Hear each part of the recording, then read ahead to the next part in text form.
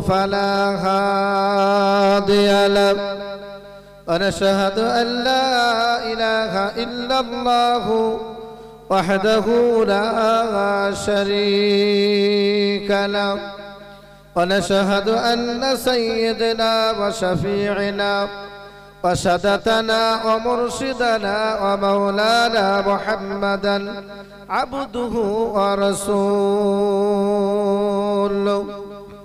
الذي أرسله بالحق بشيرا ونذيرا وداعيا إلى الله بإذنه وسراجا منيرا وقال الله تعالى أيضا في كتاب المجيد مخبرا وآمرا بسم الله الرحمن الرحيم وما أرسلناك إلا رحمة للعالمين وقال الله تعالى أيضا في كتاب المجيد الفرقان الحميد بسم الله الرحمن الرحيم قد جاءكم من الله نور وكتاب مبين وقال النبي صلى الله عليه وسلم لا يرحم الله من لا يرحم الناس القم قال عليه الصلاة والسلام إن الله وملائكته يصلون على النبي يا أيها الذين آمنوا صلوا عليه وسلموا تسليما اللهم صل على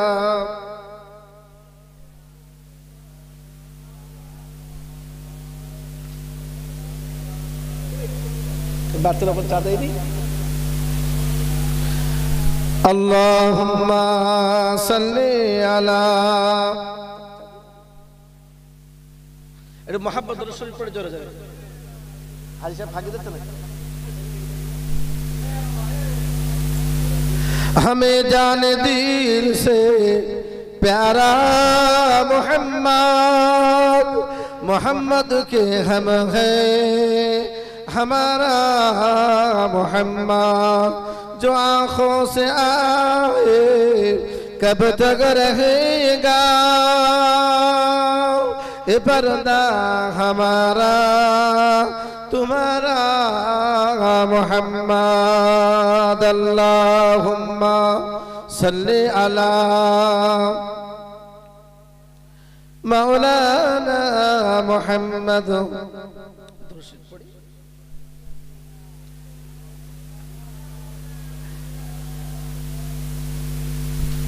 पैगंबरों का रौजा दिखा दे खुदाया दरे मुदर से मिला दे खुदाया शराबे मोहब्बत पिला दे खुदाया पैगंबरों का रौजा दिखा दे खुदाया अल्लाहुम्मा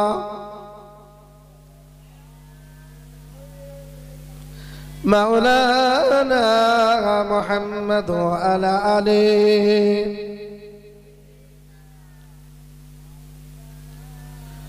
रसूलुल्लाह हबीबुल्लाह अमर नबीर प्रिय नाम সেই নবীর নামে দরুদ পড়ে যারা অতি ভাগ্যবান আল্লাহুম্মা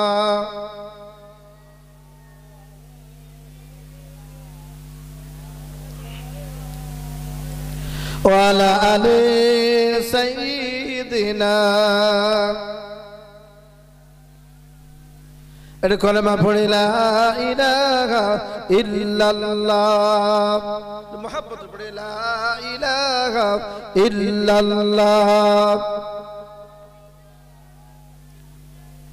লা ইলাহা ইল্লাল্লাহু আদম নবী শফিউল্লাহ ইব্রাহিম নবী খলিলুল্লাহ নূহ নবী নূহুল্লাহ আমাদের নবীজি হাবিবুল্লাহ লা ইলাহা ইল্লাল্লাহ লা ইলাহা ইল্লাল্লাহু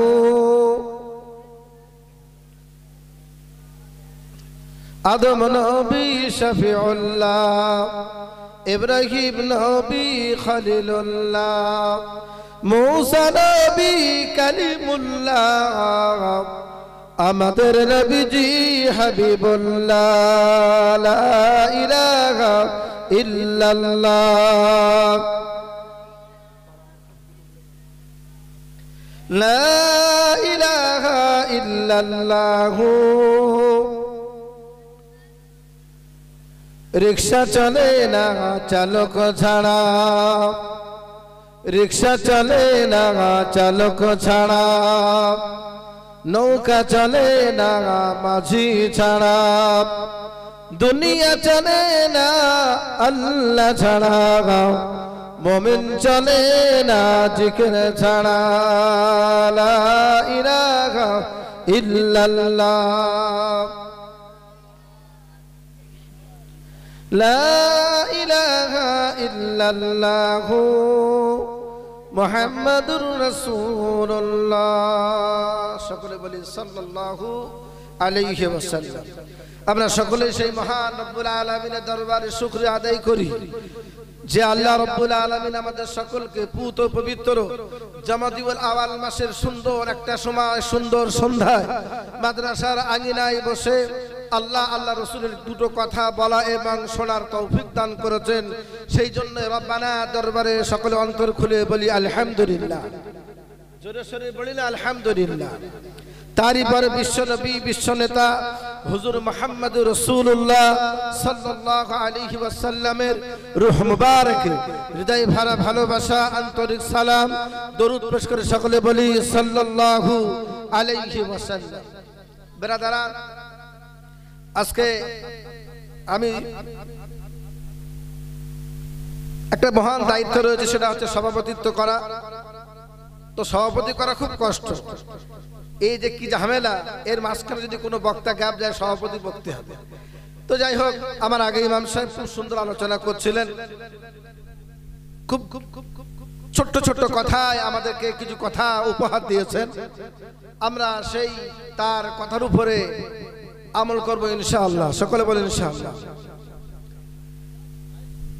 এখন সুন্দর সন্ধ্যায় আপনাদের কাছে দুটো আয়াতে কারিমা তেলাওয়াত করে যেটা হাদিস পাক পড়েছি। আল্লাহ রাব্বুল আলামিন কোরআন মাজিদের মধ্যে বলেছেন, ওমা আরসালনাকা ইল্লা রাহমাতাল লিল আলামিন। সুবহানাল্লাহ বলেন, জোরে বলি না সুবহানাল্লাহ। জান্নাতি কালাম, উসমা কালাম, পবিত্র কালামুল্লাহ শরীফে 17 পারার মধ্যে ঠিক মধ্যভাগে ডান দিকের পৃষ্ঠার মাঝখানে আল্লাহ পাক বলেছেন, ওমা আরসালনাকা ইল্লা রাহমাতাল লিল আলামিন। আল্লাহ বলেন, আমার হাবিবকে, আমার বন্ধুকে তোমাদের কাছে নিয়ামত স্বরূপ পাঠিয়েছে। জোরে বলি সুবহান।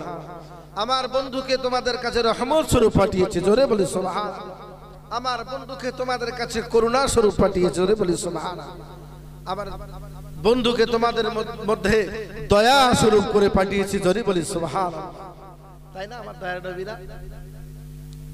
দয়ার নবী তিনি পৃথিবীর জমিনে যখন এসেছিলেন কাঁদতে কাঁদতে এসেছিলেন। পৃথিবীর জমিন থেকে তিনি যখন বিদায় নিয়েছেন তিনিও কাঁদতে কাঁদতে বিদায় নিয়েছেন। আর তিনি শুধু একটাই কথা বলেছেন, আল্লাহ আমার উম্মত উম্মতের কি হবে, আল্লাহ আপনি আমার উম্মত উম্মতের উপরে দয়া করবেন, মেহেরবানি করবেন। জোরে বলে সুবহান। দয়ার নবী আমার, সোনার নবী আমার আরাফাতের ময়দানে যখন দাঁড়িয়ে বিদায় ভাষণ দিচ্ছিলেন, সেই সময় আমার আপনার নবী দো জাহানের বাদশাহ রাহমাতাল লিল আলামিন তার উম্মতদের বললেন, ও আমার উম্মতেরা, মনে হয় আমি আল্লাহর দেওয়া দায়িত্ব তোমাদের কাছে আমি পৌঁছে দিয়েছি। দয়ার নবী আমার, সোনার নবী আমার, সেই সময় আল্লাহর কাছে কাঁদেন, বলে আল্লাহ আপনি আমার গুনাহগার উম্মত উম্মতিকে হেফাজত করবেন। জোরে বলুন সুবহানাল্লাহ।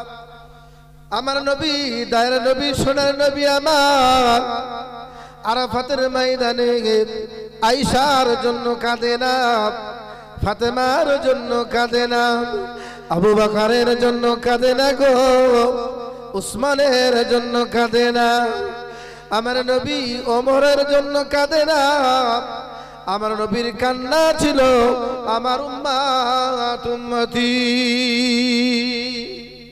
আমার নবী যখন কেঁদেছিলেন ব্যক্তিগত কারোর জন্য কাঁদেননি। আমার নবী সর্বসময় কেঁদেছিলেন উম্মত উম্মতির কি হবে। দয়ার নবী আমার, সোনার নবী আমার আয়েশা সিদ্দিকা রাদিয়াল্লাহু তাআলা আনহার হুজরার মধ্যে রয়েছে। এমন সময় আয়েশা সিদ্দিকা রাদিয়াল্লাহু তাআলা আনহা বললেন, ইয়া রাসূলুল্লাহ, ইয়া হাবিবাল্লাহ, হুজুর ময়দানে মাহশরে কঠিন বিচারের দিনে, হাসরের ময়দানে যেদিন কেউ গায়ের হবে না, আপনি আপনার উম্মত উম্মতির কিভাবে চিনে নেবে?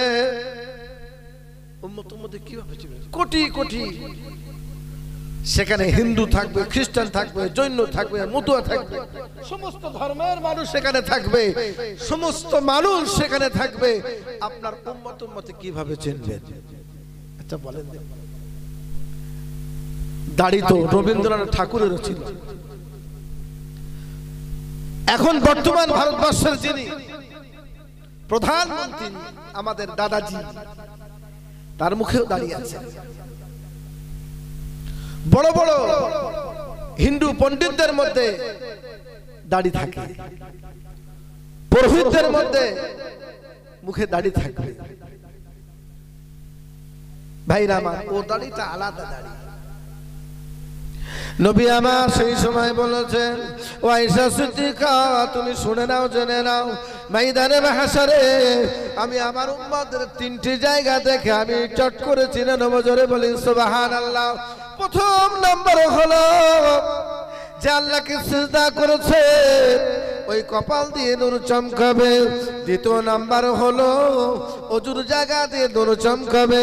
তৃতীয় নাম্বার হলো দাড়ি মোবারক দিয়ে এত নূর চমকাবে, আমি রাসূলুল্লাহ আমার চিনতে কোনো কষ্ট হবে না।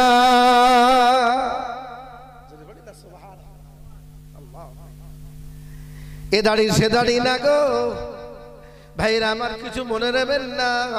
যদি কোনো মানুষ দাড়ি কাটা অবস্থায় মারা যায়, ময়দানে মাহশরে তার দাড়ি কাটা অবস্থায় তাকে উঠতে হবে।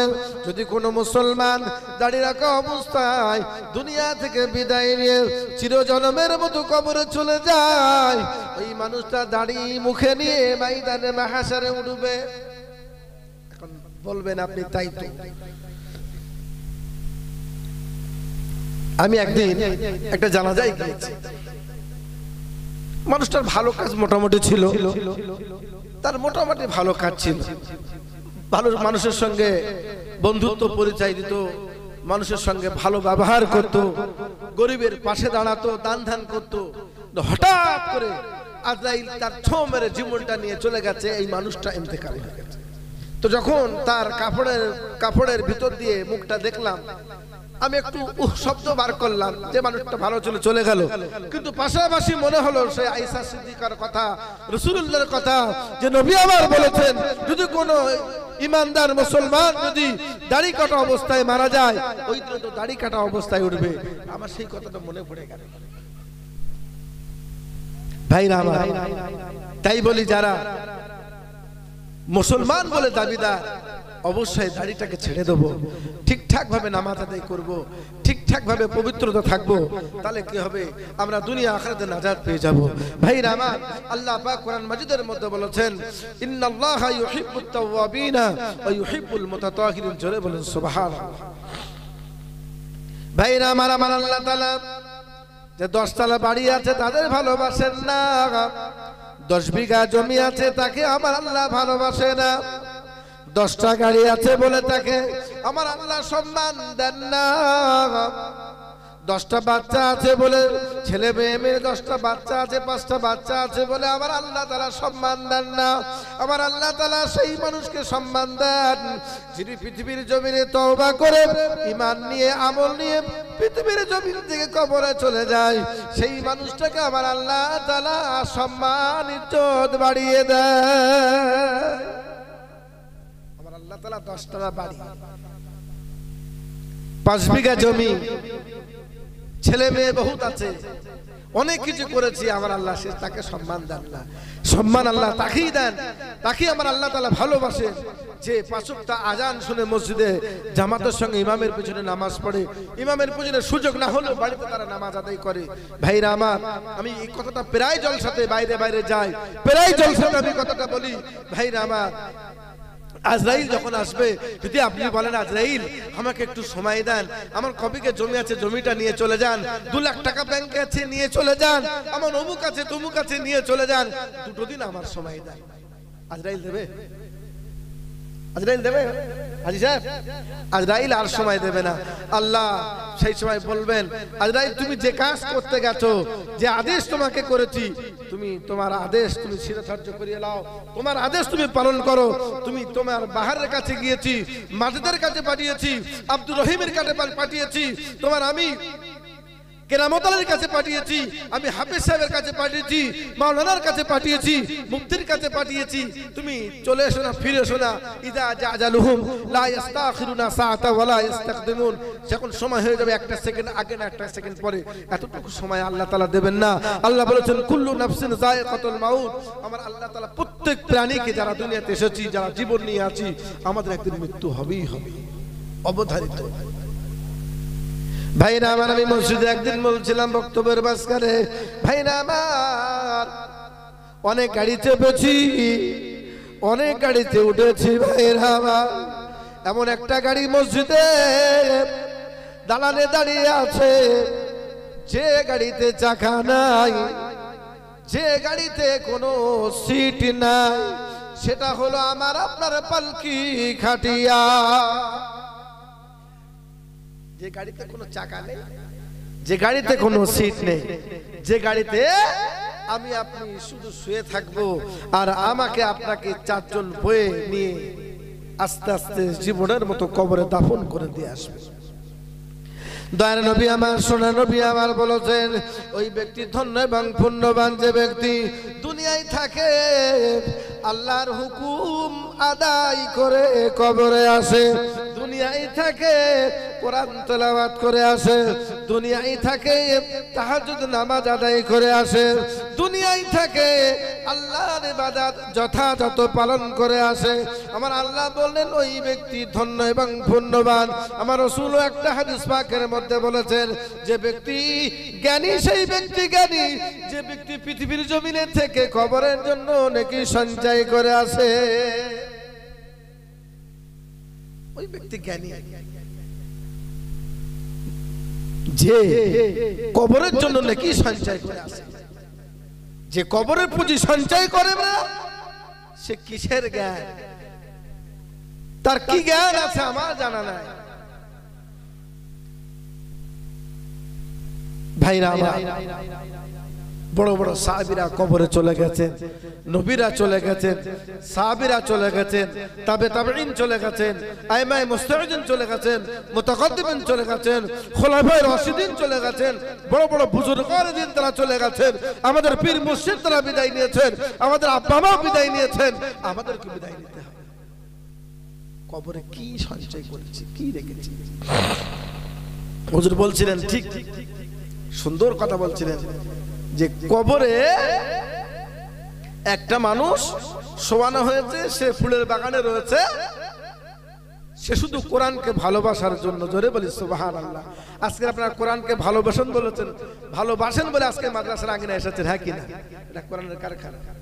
আমি এর আগে একদিন বলেছি, ভাইরা আমার, ময়দানে মাহশারে, কিয়ামতের ময়দানে মসজিদ মাদ্রাসাগুলো দাঁড়িয়ে যাবে। জান্নাতে যাওয়ার জন্য বলবো, মসজিদ মাদ্রাসা সবাই জান্নাতে যাবে। ইটের জবান খুলে যাবে, পাথরের জবান খুলে যাবে, রডের জবান খুলে যাবে, পাখার জবান খুলে যাবে, মাদ্রাসার জবান খুলে যাবে। মাদ্রাসা বলতে থাকবে, আল্লাহ পাক, আল্লাহ তাআলা, আমি মাদ্রাসা আমাকে ভালোবাসতো, আমি মসজিদ আমাকে ভালোবাসতো, আমি মাদ্রাসা আমাকে দান করতো, আমি মাদ্রাসা আমার মধ্যে ছাত্র থাকতো তাদেরকে খাওয়াতো, এতিম বাচ্চাকে ভালোবাসতো, এতিম বাচ্চাকে মহব্বত করতো, আমি মাদ্রাসা আমাকে খুবই লক্ষ্য রাখতো। এদেরকে না নিয়ে আমি মাদ্রাসা জান্নাতে যাব না। জোরে বলি সুবহানাল্লাহ। একটু জোরে বলুন না সুবহানাল্লাহ। এই আগে বলেছিলাম আমি যখন বাইরে যাই নতুন মুখ, আমি কালো হলেও আমার কথাগুলো লাগে ভালো। ওই জন্য আমার মানুষ বাইরে গেলে পাগলের মতন ভালোবাসে, তারা আমার সামনে আসে। তবে বড় গোবরায় আমি আসি মাসে বছরে এক দুবার।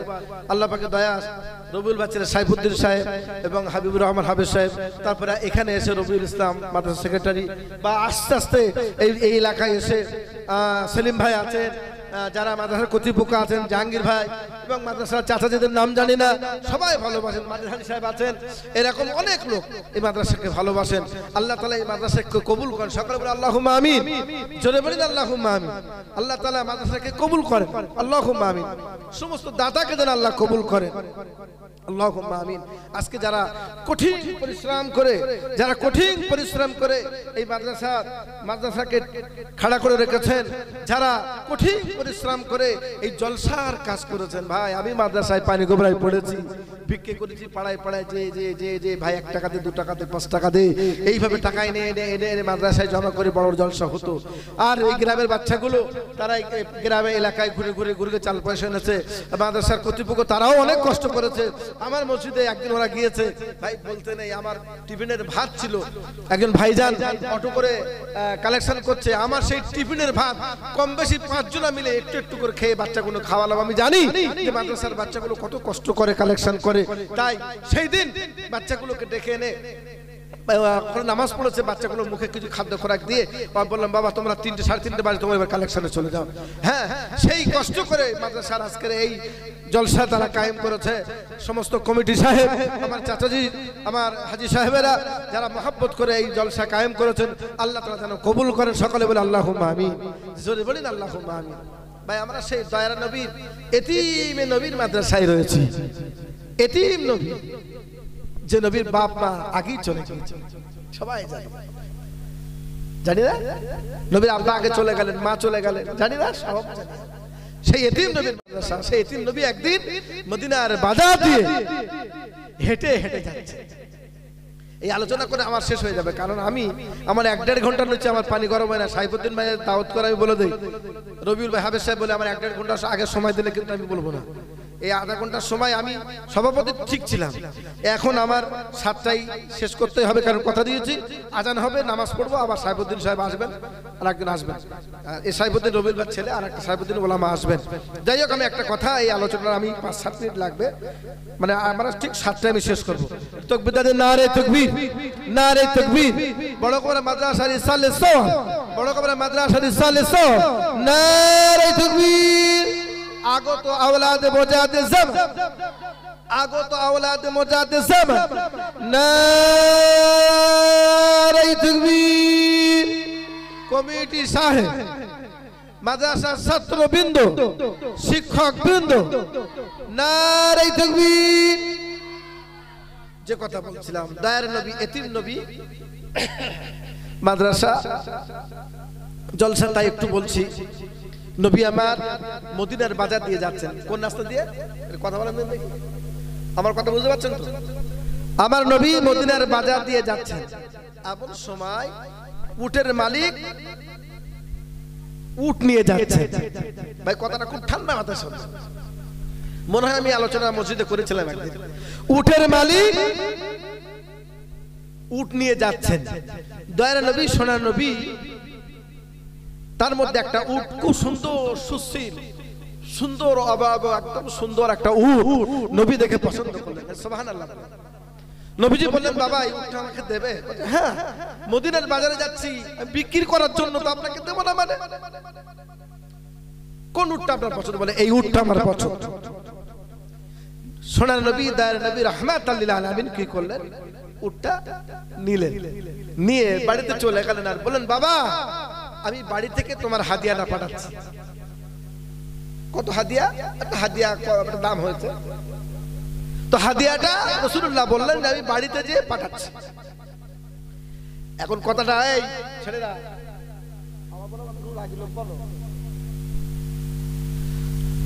কথাটা নবীজি বলেছেন, বাবা তোমার হাদিয়া কত? বলে এত।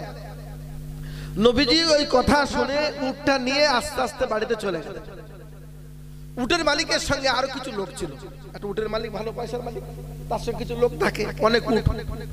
তো এখন উটের মালিক উটটা দিয়ে দিলেন, দেওয়ার সাথে সাথে উটের মালিকের সঙ্গে যে লোকগুলো ছিল এরা বলছে, এই এত সুন্দর উটটা ওনাকে দিয়ে দিলি, পয়সা দিল না, কিছু দিল না, বিশ্বাসে দিয়ে চিনিস না, জানিস না, কোন পরিচয় নেই, এত টাকা দামের উটটা দিয়ে দিলি কি না? বলছে ওই মানুষটাকে দেখে যেন মনে হচ্ছে একজন মানুষ। একটু জোরে বলো, আর আসতে বলুন, আর আসতে বলো। উটের মালিক বলছেন ওই রকম লোক আমি পৃথিবীতে অনেক লোক দেখেছি, এই রকম লোক দেখিনি। যা তোর টাকা বেশি আছে উট নিয়ে যাই, যাক এটা কথোপকথন হচ্ছে ওদের মধ্যে। বলছে আমি মনে করছি, আমার আশা আছে যে ওই লোকটা টাকা দিয়ে যাবে, ওই রকম মন, ওই রকম মন, ওই রকম লোক না। জোরে বলে, আমার দেখে মনে হয়েছে লোকটা হৃদয় ভালো। তো তোমরা তো বলছো উট নিয়ে গেছে, টাকা দেবে না, শুধু উট নিয়ে যায়নি, সাথে সাথে ওই লোকটা আমার মনটা কেড়ে নিয়েছে। ধরে বলে এই লোকটা কিন্তু রাসূলুল্লাহকে চেনে না। নবীজি বাড়িতে রয়েছেন, সাহাবী এসে, কথাটা ভালো করে শোনেন, সাহাবী এসে সেই উটের টাকা কিছু অতিরিক্ত খরমা দিয়ে দিলেন। যা সাহাবী অমুক জায়গায় উটের মালিক আছে, এই খরমাগুলো আর এই টাকাটা দিয়ে দাও। আমার কথা বুঝতে পারছেন? এটা কিন্তু শেষ হকে আমার